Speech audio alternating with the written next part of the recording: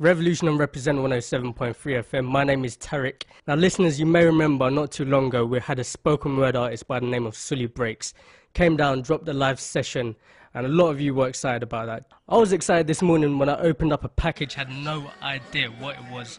Opened it up, put it in the player, pressed play, and it totally blew me away. It's his brand new piece from his brand new The Dorm Room EP.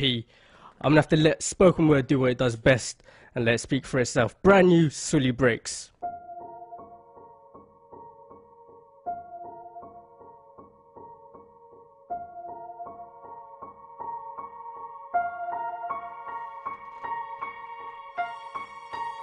Right now, there is a kid finishing parents' evening in a heated discussion with his mother, saying, why does he have to study subjects he will never ever use in his life?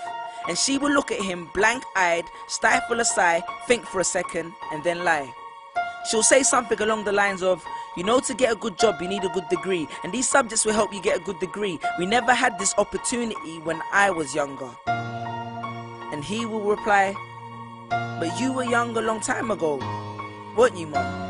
And she won't respond, although what he implies makes perfect sense, that society's needs would have changed since she was 16.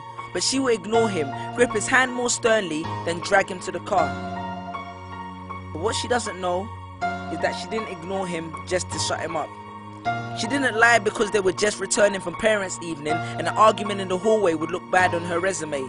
She won't lie because she's just spent the last 1 hour convincing a stern-faced teacher that she will ensure that her child studies more at home.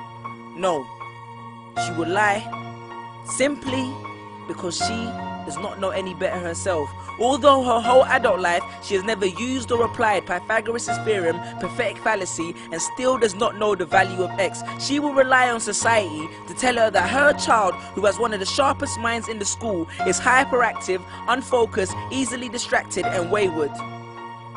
Students, how many equations, subjects, and dates did you memorize just before an exam never to use again? How many A grades did you get which were never asked for when you applied for a job? How many times have you remembered something 5 minutes just after the teacher said stop writing, only to receive your results 1 month later to realize that you were only 1 mark short of the top grade?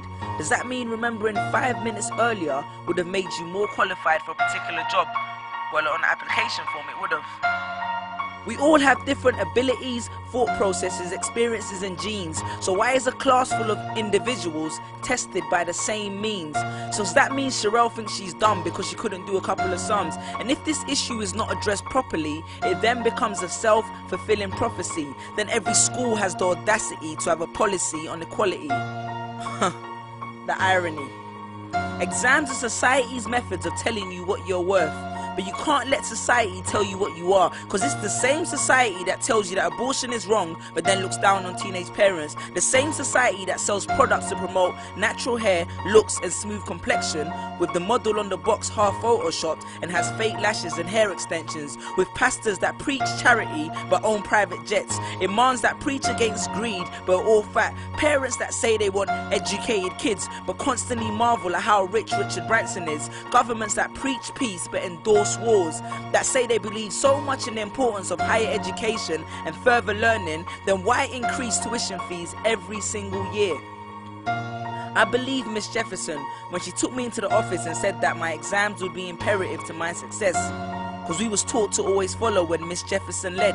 But then I took Jefferson out of the equation and learned to think for myself. I realized we was taught to always follow when Miss led.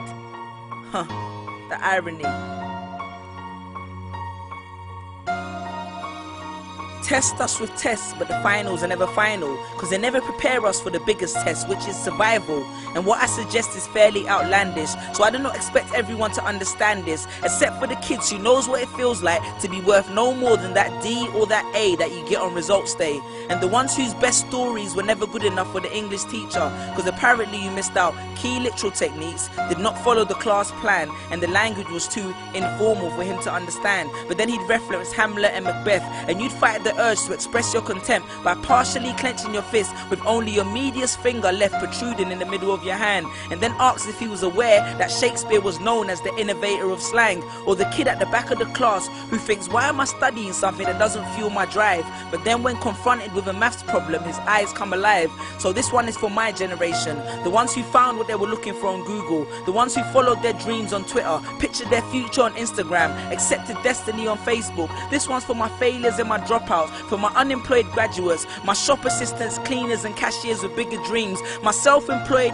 entrepreneurs, my world changers and my dream chasers. Because the purpose of why I hate school but love education was not to initiate a worldwide debate, but to let them know that whether 72 or 88, 44 or 68, we will not let exam results decide our fate. Peace. Just these pictures on my phone, sitting all alone, visualizing home. And all my friends were just these pictures on my phone, pictures on my phone.